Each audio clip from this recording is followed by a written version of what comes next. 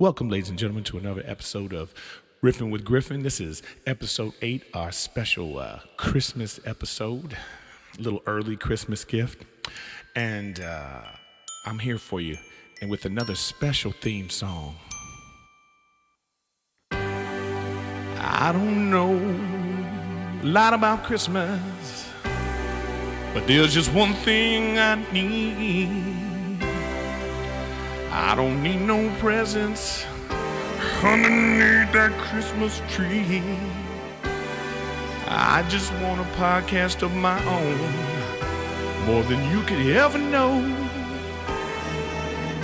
I'ma make your wish come true, 'cause all I need from Christmas is Riffin' with Griffin.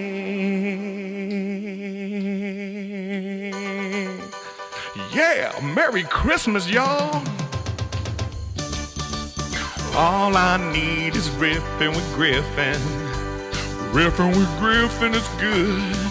Turn on that podcast now. Don't you wish you could?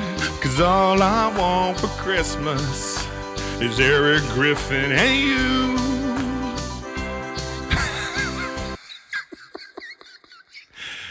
Oh, man. I mean, I know I'm a damn fool, but Merry Christmas, everybody. I got my Christmas sweater on. I'm giving you an early gift. This is Riffin' with Griffin, episode 8.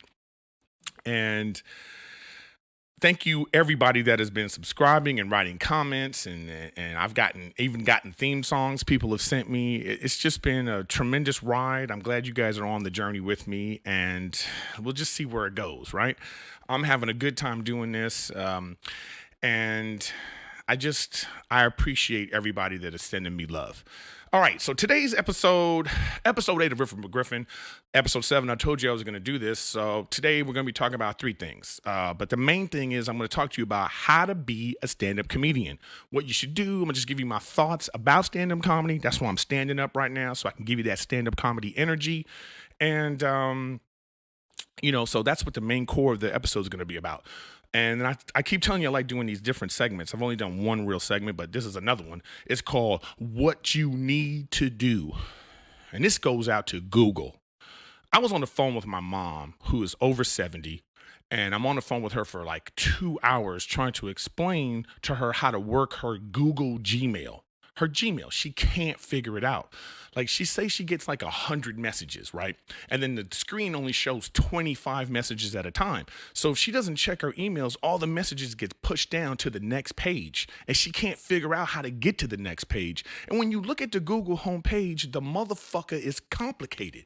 It's too complicated. Like, you got to have a freaking degree at the Learning Annex to figure out how to send and receive an email if you're not computer savvy at all. They think they're helping you out with all these options and tabs and categories and all this nonsense. Hey, Google, make the shit easy for people that are not computer savvy, okay?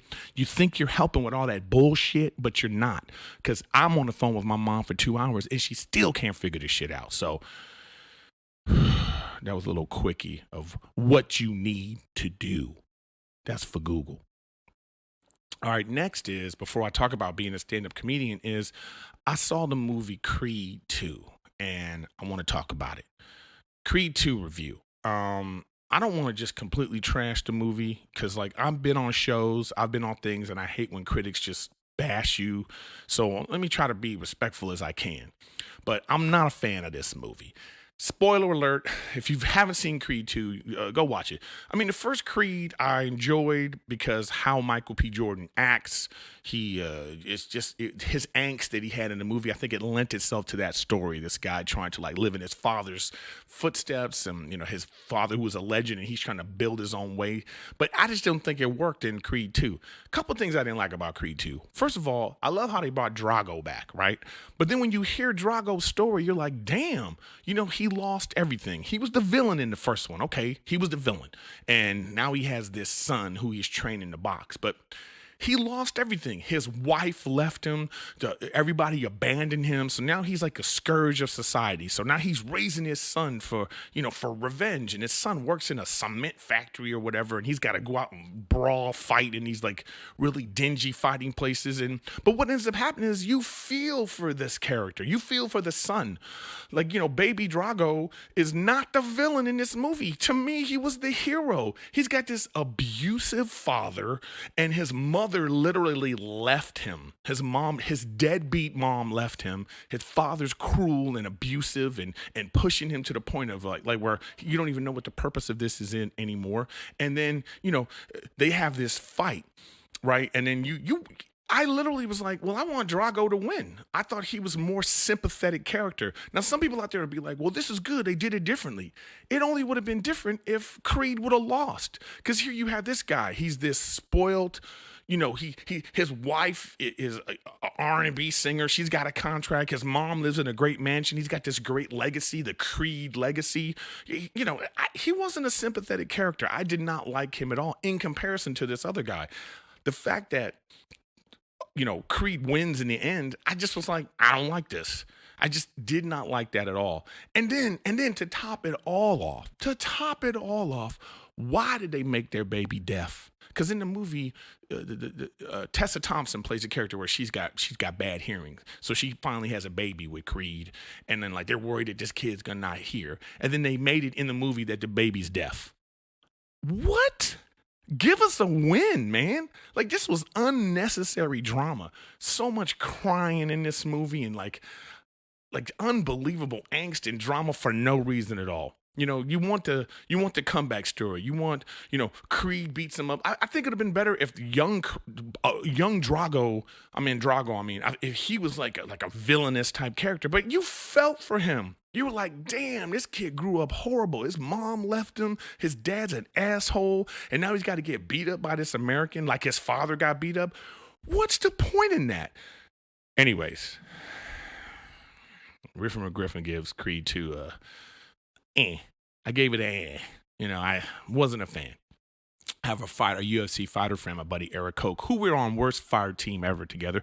If you like video games, you want to watch some people play video games, check out Worst Fire Team. That's my other podcast I'm on. But Eric's a fighter, so he's all like, I loved it. I loved the fighting and the training, and it was realistic. And I was like, no, bro, this like all the story stuff just did not grab me. But anyways, I'm going to actually have him on and we'll talk about it some more. But so that's my second segment talking about Creed 2. Wasn't a fan of it, but there's some entertaining points. So I'm just not going to completely trash the movie. But there you go. So we got what you need to do. And there's my movie review. So now the point of today's podcast is all those people out there who've been sending me messages about, hey, I want to be a comedian. I want to do comedy, or I've always wanted to do it. So let's talk about becoming a comic and what I believe you should do, and just talking a little finer points about stand-up comedy. When the reason why I wanted to be a comic was because I just felt funny. Like I would say things to people even when I was in like 5th grade, and people would laugh at what I was saying. And then you grow up and you're like, oh, you actually can make a living, being funny, or And I remember when I was a basketball coach, I used to yell at the kids, and the way I would yell and the way I would be passionate about what I was talking about, the crowd would be laughing. So, I'm putting on a show and I'm like, yo, I'm really upset. Why the hell y'all laughing? And it comes to find out that I'm just a funny dude like that. So I got into stand-up comedy. So look, if you're thinking about it and you've been sitting on your ass and you're like, what do I do? Or you're scared or nervous, there's really nothing to be nervous about. One thing I would suggest is if there's some stand-up comedy class in your area and you've never done any kind of performance art, I would suggest that you go take a class. Just take one class, because it's a comfortable environment and you'll have other like-minded people who are nervous about public speaking, which is still I think the number one fear in America is public speaking, even over death. So take a class about public speaking and communications or something, so you can, get past that fear. And a class will help you get past that fear because it's a comfortable environment. All right. The next thing I would suggest too is just start writing. Start writing what you think is funny, because ultimately that's what stand-up comedy is retelling something that you think is funny. And the construction of the joke is explaining why you think something is funny. That's the setup, punchline, and everything that comes after that. How you explain stuff is like, that's the important part of stand up comedy is like, like when you hear somebody retell a story, like say somebody tells a story and they're like, oh, you had to be there, you know? When somebody says you had to be there, that tells me that they are a horrible storyteller. Because why something is funny or what are you talking about? Like these are important concepts. So like, you know, when you are like retelling somebody a story, you have to set up what the story is about, where you were, who was there, the circumstances, because all those things will put people in the mindset of like, oh, I get why this is funny. Because that's what you're trying to do is you're trying to get the crowd to relate to why you think something is funny. Why do you think it's funny? So understanding why something is funny is very important because if you understand why it's funny and you understand what you're talking about, that's going to lend itself to understanding your own personal point of view. So I definitely suggest that you just start writing so you can like see like this is what I think is funny because then you got to start explaining why you think it's funny. I mean, that is really like, there's no right or wrong way. Let's just go there too. There's no right or wrong way to do comedy. There's just like subjective feelings about it. Like somebody might go up and you be like, well, this guy doesn't have a funny bone in his body and I just never laughed one time. It doesn't mean that what they're doing is wrong. Might not even be your cup of tea. But that's just what happens. So, knowing yourself, that's the first thing. Like, why do people laugh at you? Like for me, I'm just a funny looking guy and I'm passionate about things that maybe I shouldn't be passionate about. And I just have a way of talking about things. And then so people are like, oh my God, that's funny. Now, is it what I was saying that made it funny? Or is it how I was saying it that made it funny? There's different styles there too. You got somebody like Seinfeld, who he's a wordsmith. He knows exactly what words he's going to say. He constructs a sentence a certain way that after he says that sentence, you go, oh man, that was funny what he just said. And maybe you're laughing because you appreciate the effort that he put into this sentence. Now, there's other people that you go, oh, what that guy did was funny. How he said it was funny. So you have like extremes. So if you have like a balance bar, one of those, like where are you on the scale? Are you more this way? Are you more that way? Are you more how you say it? Are you more what you say? Sometimes people want to have a balance of that. It just depends because not everybody's good at say acting things out. So you really got to like figure out what's your style. So understanding, I always go back to understanding why something is funny and understanding what you're actually talking about is very important. Like if I was going to construct a joke about my cousin who don't got a job and just got a dog, what is this joke about now? Is the joke going to be about how my cousin makes bad decisions and then I'm going to go on to talk about, you know, my cousin's dating life and or my cousin's like how he don't pay bills, or is a joke about dogs? Is a joke about like how a dog can change, make you feel like the world is okay? I mean, it could go wherever you want it to go. So understanding that point of view of like why something like what you're talking about to lend itself to be like why is this thing funny? So that's just very important. I think what the joke is about. I think a lot of comics just, I don't think they know. I think they don't know what they're talking about and then the correlation of like why it's funny. I mean, sometimes you just have a disconnect, but like something you're doing, there's an essence of who you are and the crowd is laughing at that moment. So you maybe sometimes you think, oh, well, it's because of this joke.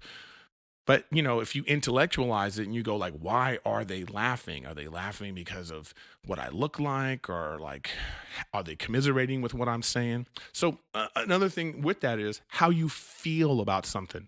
That's another thing that dictates like why people laugh. If I'm talking about something and I'm sad about it, then you could feel that. Are you laughing about how sad I am at something that maybe it's not supposed to be sad? So it's like a misdirection. Or are you like a lot of times comics, they're angry about something. they're angry about the TSA at the airport. Let me tell you what happened at the TSA. Then they just have this whole thing, and then the crowd's laughing because they're like, "Oh yeah, I that happens to me too," or they're laughing because they're like, "Wow, this guy really is upset." So there's a lot of different reasons. It's very layered why people laugh at you, and trying to figure out and understand who you are and how you can express things will determine what kind of comic you want to be. So just keep writing and writing until you can see the patterns forming. Like your brain works like it's just like music. Like if you ever like hear a Pharrell beat, like Neptunes, like you can hear it. Like you hear a song and you go, "Oh, that's a Neptunes beat," because they have a certain rhythm, they have a certain style, they have their own stank they put on it. Your point of view is going to be your stank, and then people are going to kind of be like, "Oh, I can't wait to hear what this guy has to say about, or this girl has to say about whatever it is they're talking about." So that's you understanding your point of view. So you got to try to get there. But you can only get there by really looking at your jokes. A lot of problems people have as a comic is they don't know how to move forward. Like you might have a premise and you don't know how to move forward from that premise. And I always say move backwards. You know why this is funny to you. Make your setup explaining why you think this is funny. It could be short, simple words, short, simple sentences. It's like I used to have this joke about like I don't like being a designated driver. This is a good example of another reason. This is a good example of like why people interpret things however they want to. So like I used to have this joke. I say I don't like being a designated driver because it's like taking care of autistic kids by the end of the night. Now, there are people who are involved with autistic kids or who have an autistic kid and they hear that joke and they think I'm being disparaging of just about autistic kids or I'm talking some shit about autistic kids. And I'm saying literally, like, do you know how it is to be with autistic kids? That is how it can be when people are drunk. They look very similar. You know, as you explain it like that and you talk about it, you might be like, well, maybe you shouldn't joke about that. But no, within the moment, within the split second of like how you're supposed to take that, it's not supposed to be, some, you know, jab. But that's one of the things you're gonna have to worry about is like interpret it. Like, I don't know if that was a good joke or not. I don't, you just have to make that choice. You have to decide like this is the kind of stuff I want to talk about, and you have to own it. Like I really like if whatever you say, don't apologize for it. Like, don't apologize for it on stage, especially because the crowd will feel that. If you're on stage and you're like apologizing for saying like, "Oh, I didn't really mean to say this," they're gonna feel that, and then they're gonna say, "Yeah, you shouldn't be saying that." You got to go up there. You got to say it. You got to own it. Just own whatever you have to say, because people will respect you for that, and that respect will be translated into laughter. So, what your jokes are about? Why is it funny? And how are you emotionally connected to it? These are just some of the techniques that you have to think about when you're sitting down and you say, "Oh, I need to write some jokes." You know, and I suggest you look at comedy too, like watch comedy and really analyze it and be like, why is what that person said funny to me? It's like, it's not some abstract thing. It's like when you listen to music, there's melodies and there's bars and there's like, there's a chorus and there's a certain format that the jokes have just fundamentally. You have your setup, your punchline, your callbacks, your tags. You could be a comic like that, or you could be somebody that does one-liners, or you could be somebody that's like, I want to do abrasive comedy, or I want to do slapstick comedy, I want to do cerebral comedy. Whatever you decide that's going to be, find a comic that does that same kind of style and just watch that formula unfold and ask yourself, oh, what are they talking about right now? Don't be confused. Don't let buzzwords make you feel like, oh man, I can't say this because I said this word, this taboo word, and now the whole joke becomes about that. But that's just a whole other discussion, because that's just like why people are really sensitive. But you can't worry about people being sensitive. You just got to keep on the path. So write a lot. Keep writing, even if you think it's dumb. Eventually, if you can start getting stage time, you're going to write on stage, and you're going to go up with a concept. Okay, you know what? Right now, I want to talk about voting. Like right now I have jokes where I'm talking about voting. I'm talking about the voting process, how I wasn't really prepared for voting.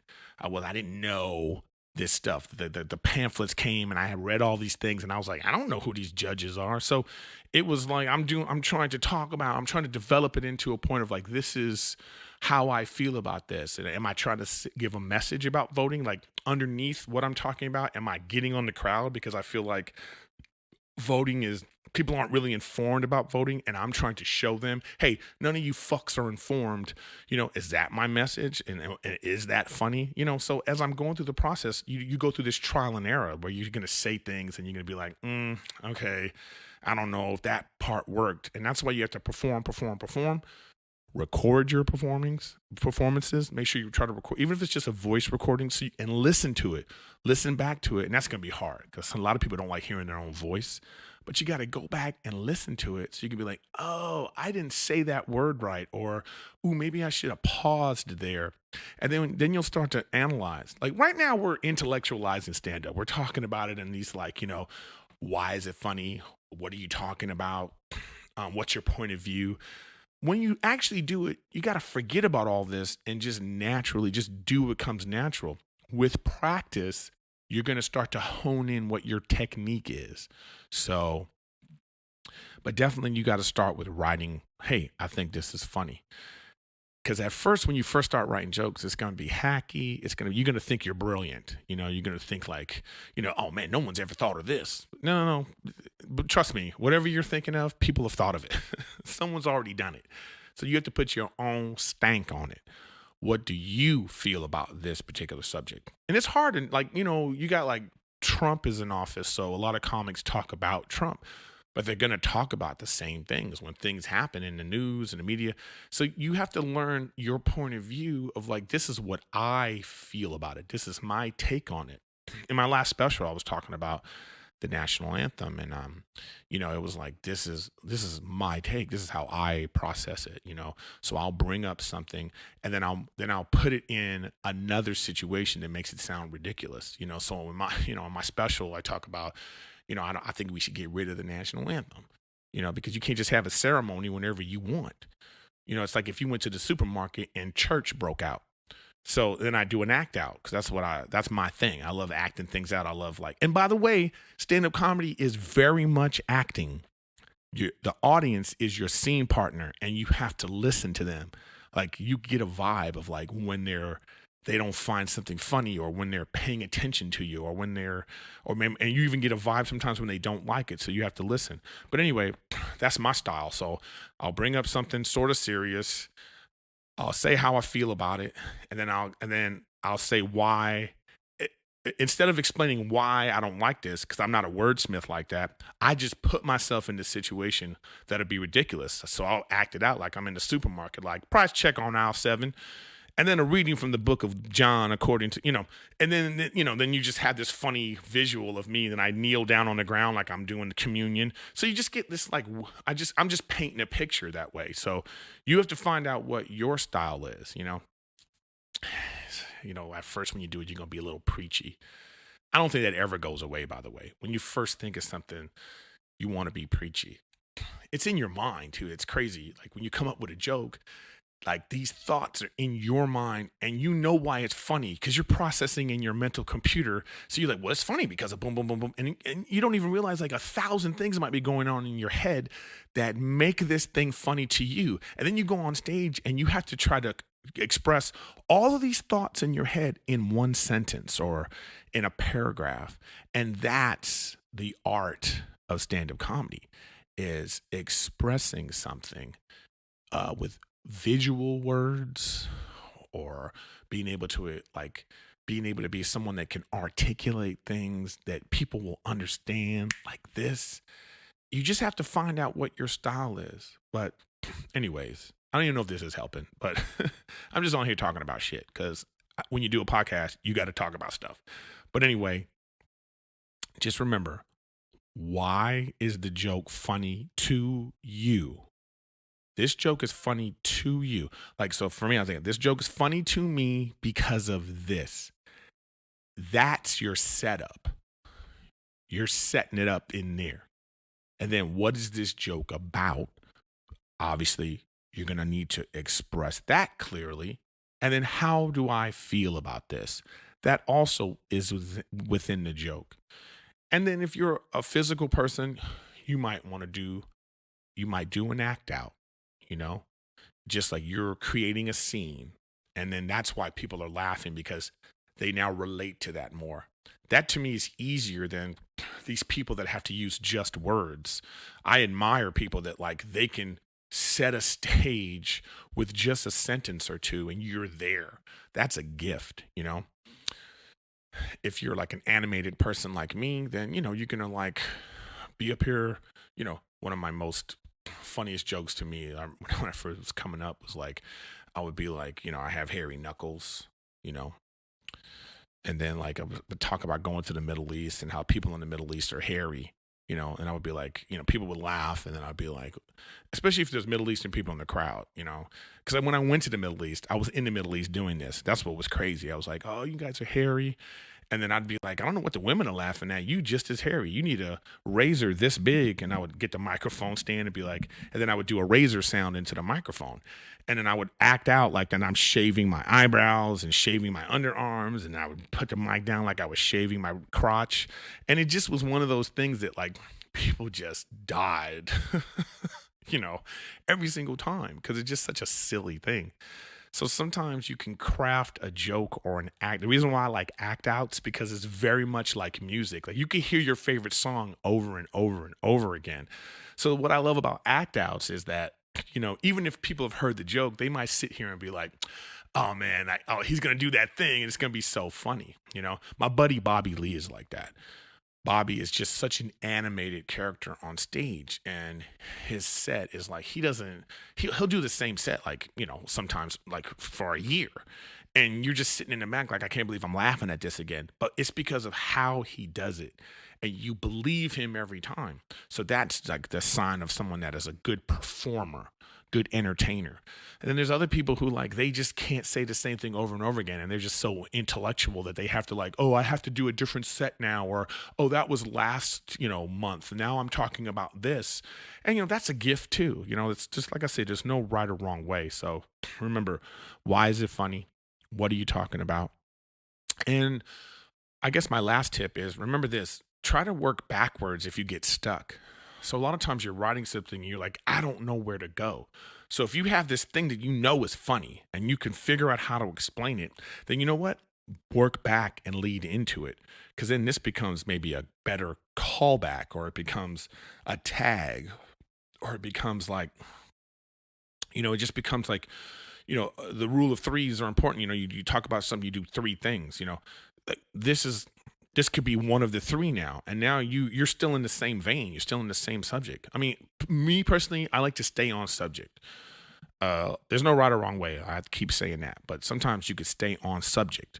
So, like, if I'm talking about going to the DMV, then maybe my whole set right now, the 10 minutes, is going to be my experience of going to the DMV, waiting in line, the eye test, or the driving test, or you know, the lady behind the counter, or you know, just whatever. All the because let's say if you're talking about, it's like right now we're talking about stand-up comedy. If I all of a sudden start talking about science, it might be weird. So staying on subject is a way to keep you, you know, to delve into um your point of view, because if you talk about the same thing more and more and more and more, you're going to find yourself like finding some nuggets.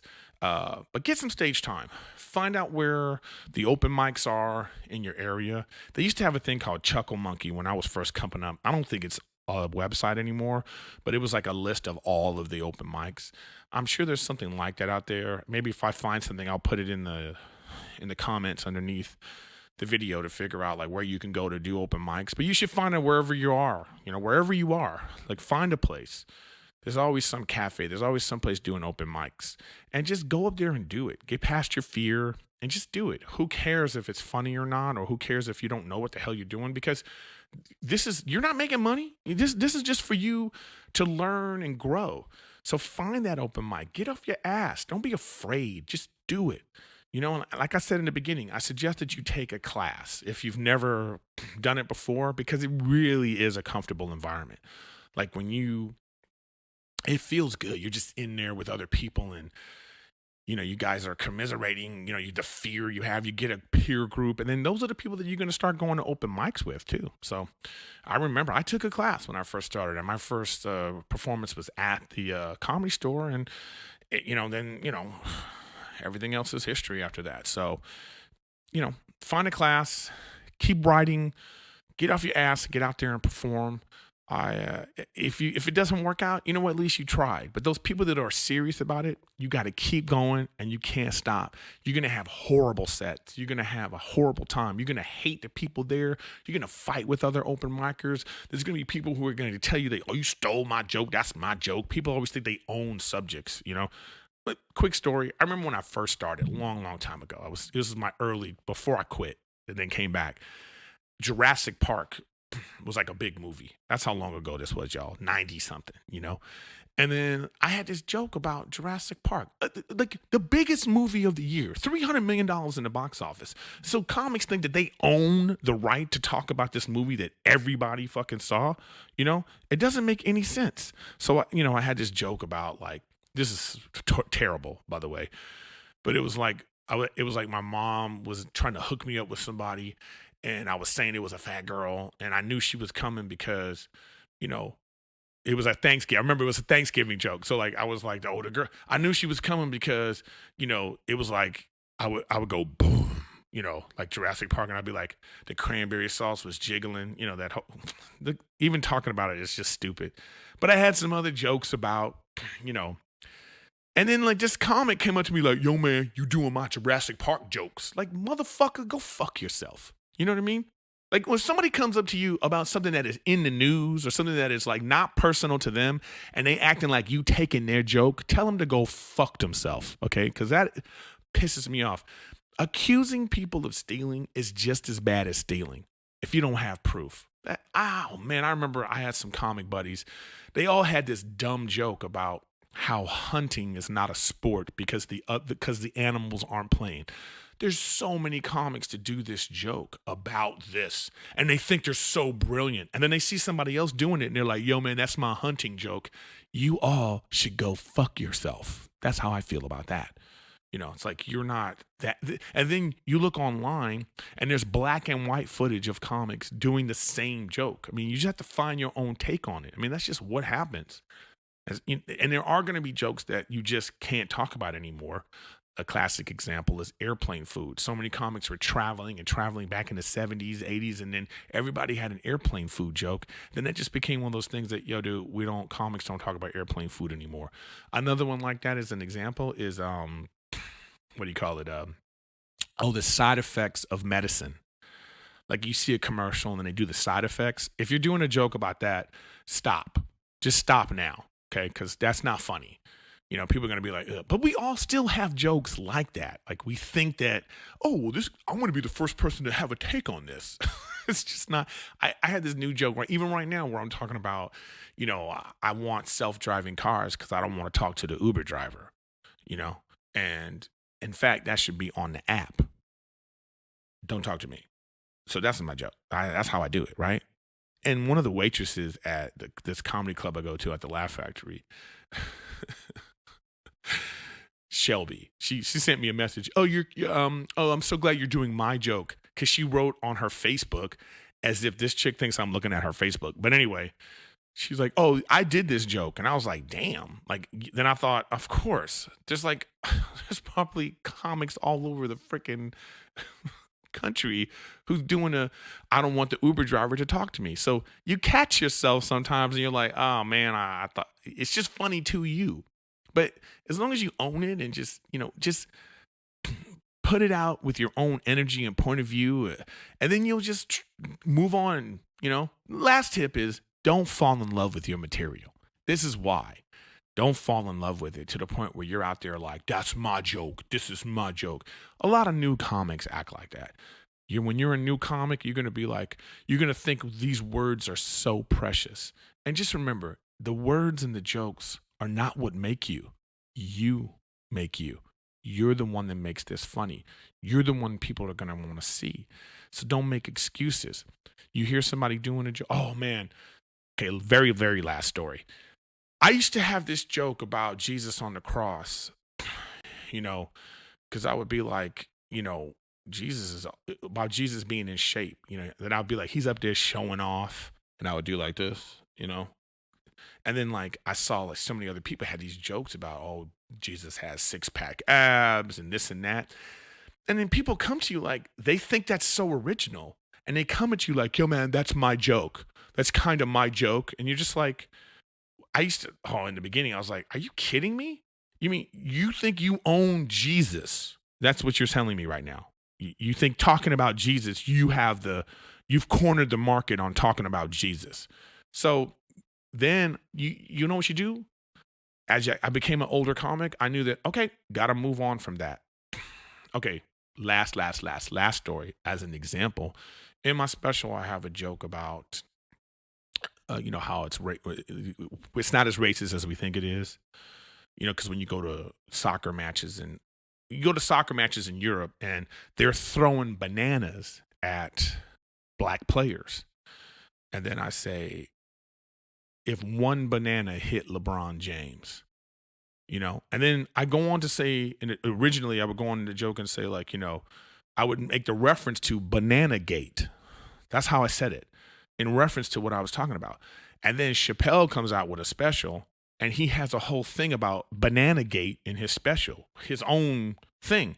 So then I have people coming up to me like one of the managers at the Comedy Store. He came up to me and said, "Yo, Erica, Chappelle special just came out, and he, but you can't, Banana Gate." So I didn't know he was doing that. I didn't see it before he saw it. I know I was doing it, but like that's how it goes. Somebody more famous than you, or even not more famous, it don't even matter if they're famous or not. But somebody that gigantic, if they go on and do a special and they say something and you have a similar joke, guess what, guys? It ain't your joke anymore. And then you move the fuck on.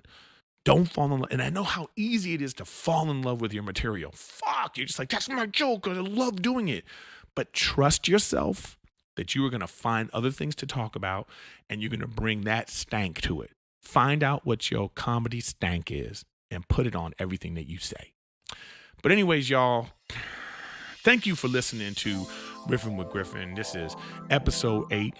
Next week, oh man, I got a special episode coming next week. It's my first ever guest, and we're going to be at a new location. I'm still going to be doing stuff here, but this is going to be at a special location. That's where I'm going to be doing my guests. But I don't know. I actually might have guests come here too, but look in for next week for a special episode. But anyway, this has been Riffin' with Griffin, and I really appreciate everybody that's listening. I love your comments, and if you still got theme songs for me, send them out. And I appreciate you. Thanks a lot.